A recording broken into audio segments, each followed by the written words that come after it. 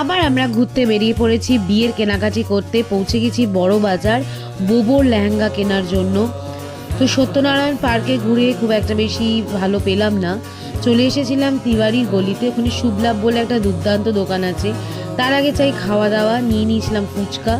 বোবোর ছিল ফেভারিট পাওভাজি, ছিল হচ্ছে গিয়ে শরবত।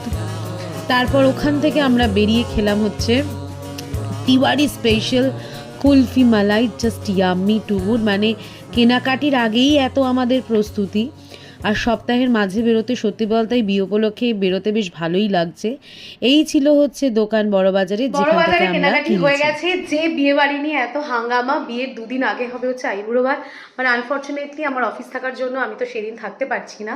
তো যেটা হতে চলেছে সেটা হচ্ছে এখন মানে আইবুড়ো ভাতে নাচ গান খাওয়া দাওয়া আড্ডায় একদম জমে উঠেছে, দেখতে থাকো।